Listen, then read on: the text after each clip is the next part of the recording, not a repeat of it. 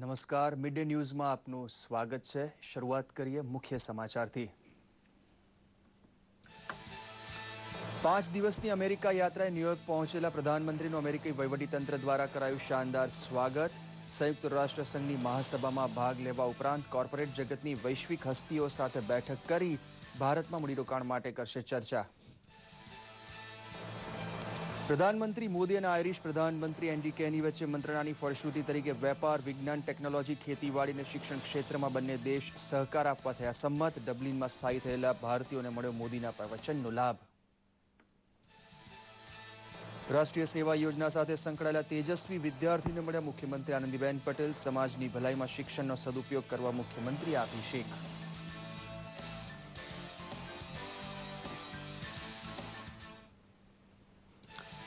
જૂનાગઢના ઉમટવાડા ગામે ગણેશ વિસર્જન સમયે એક જ શાળાની 4 વિદ્યાર્થીઓના ડૂબી જતા નિપજ્યા મોત। વિઘ્નહર્તાની ભક્તિ કરનાર દીકરીઓ માટે ગોઝારો સાબિત થયો દિવસ।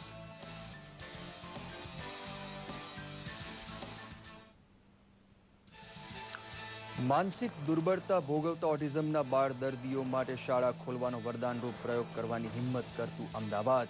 માણસે જેનો ઇલાજ શોધવો બાકી છે તેવા ઓટિઝમનો દર્દી ઝંખે છે પ્રેમભરી માવજત।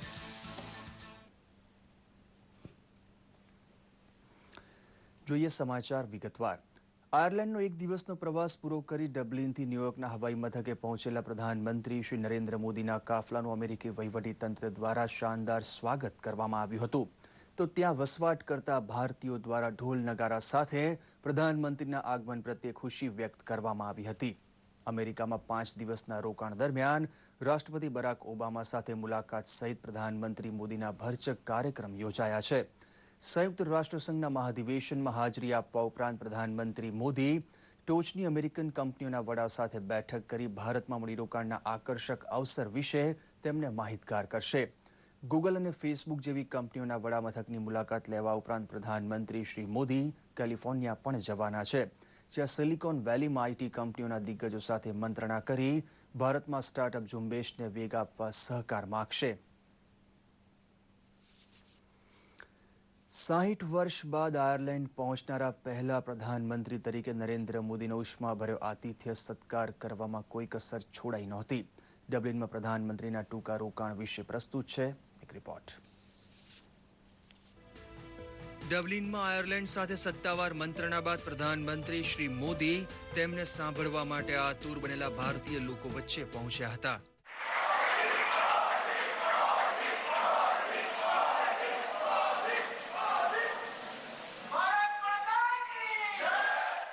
21મી સદીનું સરતાજ એશિયા અને ભારત હશે તેવો આત્મવિશ્વાસ રજૂ કરતા શ્રી મોદીએ દાવો કર્યો હતો કે યુવા પેઢીની તાકાત આવતા 30 વર્ષમાં ગરીબીને તિલાંજલિ આપી દેશે। लेकिन 21वीं सदी एशिया की सदी फिर धीरे धीरे देखते हैं तो उनको लगता है यार हो सकता है हिंदुस्तान की हो जाए। ये दुनिया मानने लगी। 30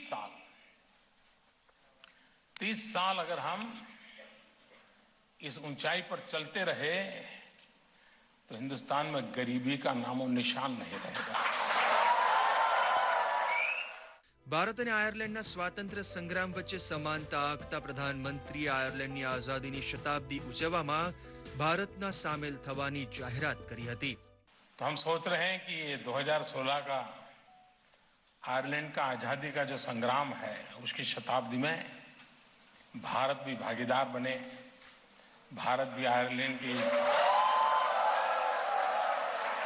આયર્લેન્ડના પ્રધાનમંત્રી એન્ડી કેનીએ પ્રધાનમંત્રીને સ્મૃતિ ભેટ અર્પણ કરી હતી તો ભારત તરફથી તેમને અનમોલ હસ્તપ્રત અપાઈ હતી। દૂરદર્શન સમાચાર, અમદાવાદ। ગાંધીનગર ખાતે મુખ્યમંત્રી આનંદીબેન પટેલ તથા રાષ્ટ્રીય સેવા યોજનાના તેજસ્વી વિદ્યાર્થીઓની મુલાકાત યોજાઈ હતી, જેમાં વરિષ્ઠ મંત્રીઓ વસુબેન ત્રિવેદી તથા ભૂપેન્દ્રસિંહ ચુડાસમા હાજર હતા।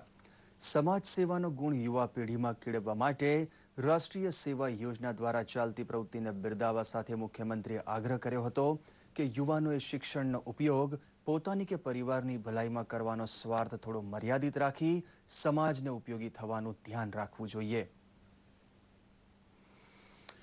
જૂનાગઢ નજીકના ઉમટવાડા ગામે ગઈકાલે ગણેશ વિસર્જન સમયે એક જ સ્કૂલની 4 વિદ્યાર્થીનીઓ તળાવના ઊંડા પાણીમાં ગરકાવ થઈ જતા 4 વિદ્યાર્થીનીઓના કરુણ મોત થયા હતા.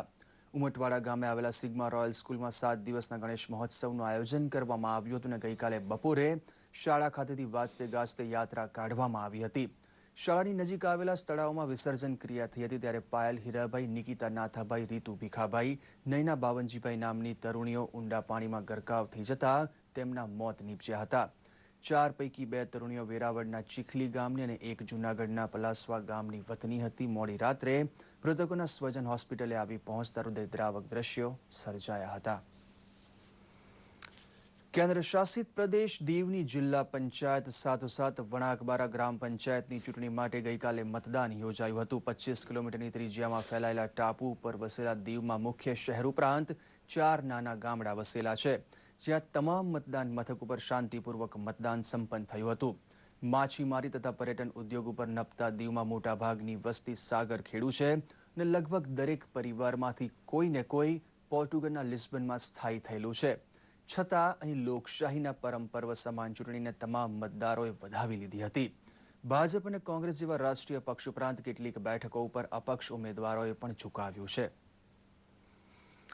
ઓટિઝમ અર્થાત બાળકમાં જોવા મળતી માનસિક દુર્બળતા આ રોગ નથી, પરંતુ એક સ્થિતિ છે જેને કારણે બાળક સામાન્ય જીવન જીવી શકતું નથી. આવા બાળકના જીવતર માટે માતા પિતા જ સહારો હોય છે. પ્રસ્તુત છે એક અહેવાલ. વિશ્વભરમાં લગભગ 2% બાળકો ઓટિઝમ તરીકે ઓળખાતી માનસિક દુર્બળતાના શિકાર હોય છે. આવા બાળકો જીવનમાં ખૂબ જ મુશ્કેલીઓનો સામનો કરતા હોય છે. આવા બાળકો માટે અમદાવાદમાં એક ખાસ સંસ્થા ચાલી રહી છે. ઓટિઝમથી જ પીડિત પુત્રની માતા મીનાક્ષી અગ્રવાલે પોતાના પુત્ર તનયના નામે શાળાનો આરંભ કર્યો હતો. मेरा बेटा ऑटिस्टिक है और उसको कहीं पर भी ऐसा नहीं मिला कि जो उसको समझ सके, कोई भी स्कूल नहीं मिला और मुझे लगा कि क्यों ऐसा होता है, क्यों कंप्लेंट्स आती है, मेरा बच्चा क्यों नहीं कोप अप कर पाता है, समझता सब है लेकिन पढ़ क्यों नहीं पाता है. ऐसी बहुत सारी क्वेरीज मेरे मन में थी और मैंने खुद ने जाके ट्रेनिंग ली, तब समझ में आया कि ये बच्चे काफ़ी डिफरेंट होते हैं और स्कूल से मोस्टली सब न्यूरोलॉजिकल डिसऑर्डर्स होते हैं, सबको साथ में रखते हैं, बट हम लोग ने देखा कि नहीं, इनको अलग ज़रूरत है, अलग ट्रीटमेंट की ज़रूरत है. इसीलिए मुझे लगा मेरे जैसे और पेरेंट्स को भी हेल्प मिले. ઓટિઝમથી પીડાઈ રહેલા બાળકો આ શાળામાં આવે છે અને મજાની વાત એ છે કે તેમની માતાઓ જ શાળામાં શિક્ષિકાની ભૂમિકા નિભાવે છે. શાળામાં પીડિત બાળકની માતા શિક્ષકનું રૂપ લઈ રહે છે. શિક્ષણ સમૂહ સાથે મળીને ઓટિઝમથી પીડાતા બાળકો પાસે વિવિધ પ્રવૃત્તિ કરે છે. एज ए पेरेंट मेरा तो बेटा 16 साल का है, तो मेरा 16 साल का एक्सपीरियंस है कि किस तरीके से उसको हैंडल किया जा सकता है. तो हम ही लोग अगर टीचर बन जाए, पेरेंट ही, तो हम लोग को पता चल जाता है कि किस तरीके से छोटे छोटे बच्चों को कैसे हम लोग ट्रेनिंग दे सकते हैं. यहाँ आने के बाद मेरे बेटे में काफ़ी इम्प्रूवमेंट है. 4-5 घंटे वो बैठ सकता है. एकेडमिकली इम्प्रूवमेंट है. सेंसरी का भी सब है. अभी वो कंप्यूटर्स कर लेता है, आईपैड भी करता है. स्पीच भी थोड़ा थोड़ा सा आ रहा है. स्पीच के लिए वो पेक्स वगैरह यूज़ करता है. આ શાળામાં ઓટિઝમથી પીડાતા બાળ સમૂહના જીવનમાં અજવાળા પથરાય તે માટે એક વેદનાનો સમૂહ જ કાર્યરત છે. ઓટિઝમથી પીડાતા બાળકો વિશિષ્ટ લાક્ષણિકતા ધરાવતા હોય છે અને તે લાક્ષણિકતા કદાચ તેમના માતા પિતા જ સમજી શકે. ઓટિઝમનો ઇલાજ શોધવો હજુ દુનિયા માટે બાકી છે, ત્યારે આવા બાળક સાથે પ્રેમ અને કરુણાપૂર્વક વર્તવાની ધીરજ કેળવવી જોઈએ. દૂરદર્શન સમાચાર, અમદાવાદ. કહેવાય છે કે માં તે માં, બીજા બધા વગડાના વાહ. આ જ વાક્યને સાર્થક કરી રહ્યા છે જગપ્રસિદ્ધ યાત્રાધામ અંબાજી તરફ જતા તમામ માર્ગો. આવો આપણે પણ દર્શન કરીએ શક્તિપીઠ અંબાજીના. શક્તિપીઠ અંબાજીમાં હાલ ભાદરવી પૂર્ણિમાના મેળાનો માહોલ જામ્યો છે. રાજ્યભરના શ્રદ્ધાળુઓ માના ચરણે શીશ ઝુકાવવા માટે ઉમટી પડ્યા છે. છેલ્લા ઘણા દિવસોથી દૂર દૂરથી હાથમાં માતાજીની ધજા અને માળીના રથ ખેંચતા કેટલાક પદયાત્રીઓ માના શરણે પહોંચી ચૂક્યા છે, તો કેટલાક માને મળવાની ત્વરા સાથે આગળ ધપી રહ્યા છે. જય માતાજીનો નાદ અંબાજી તરફ જતા માર્ગો પર ગૂંજી રહ્યો છે. માની ભક્તિમાં લીન બની ગયેલા શ્રદ્ધાળુઓના મુખ પર થાક કે કંટાળાનું તો નામો નિશાન જ નથી. અંબાજી પગપાળા સંઘની અંદર આવીએ છીએ હમણે બીજી કોઈ તકલીફ પડતી નથી, પણ હમણે થોડો પગની અંદર દુખાવો થાય છે, પણ હમણે માતાજી ઉપર એટલો વિશ્વાસ છે કે હમણે બીજી કોઈ આગળ તકલીફ પડતી નથી. સંઘમાં જતા રસ્તામાં સેવાભાવી બધું કોઈ તકલીફ પડતી નથી.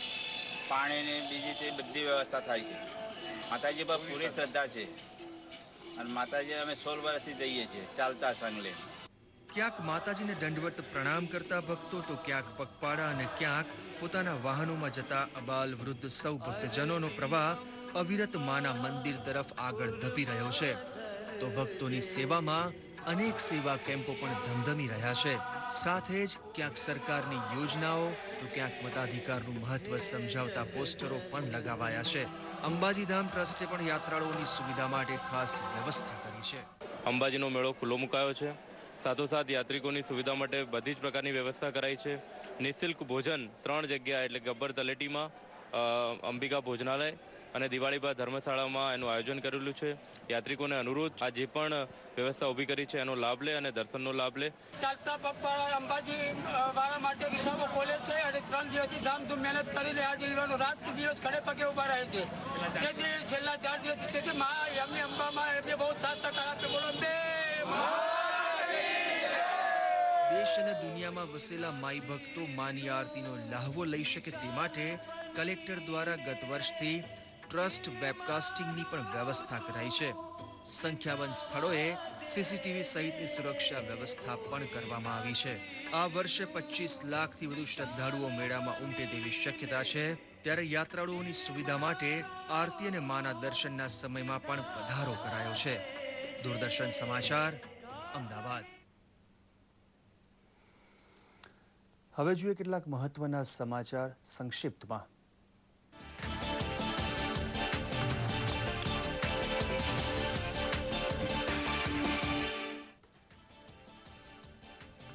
બિહાર વિધાનસભા ચૂંટણીને લઈને રાજકીય માહોલમાં ધમધમાટ. આરજેડી, જેડીયુ, કોંગ્રેસના મહાગઠબંધને જાહેર કરી 242 ઉમેદવારોની યાદી.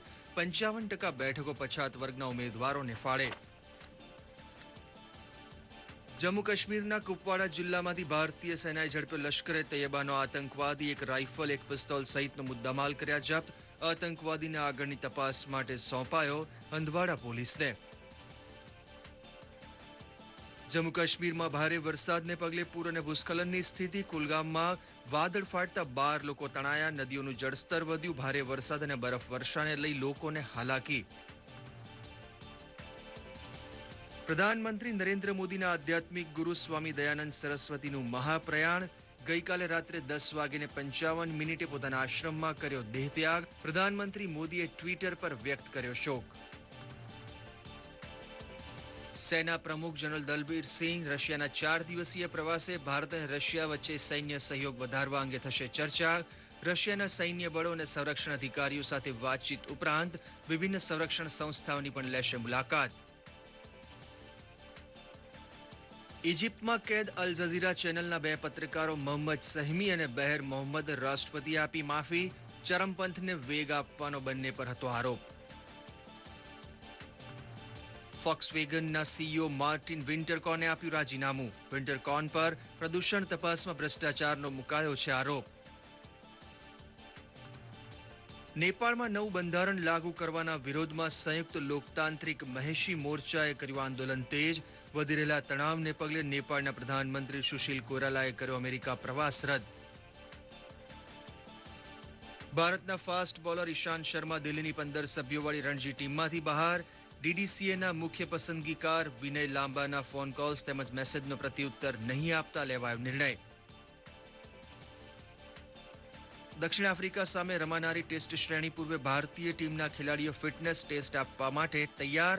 બેંગલુરુમાં ટીમ ઇન્ડિયાનો કેમ્પ થયો શરૂ. 32 ખેલાડીઓ મેડિકલ ટેસ્ટ અને ફિટનેસ ટેસ્ટના પડકારનો સામનો કરવાની કરી રહ્યા છે તૈયારી.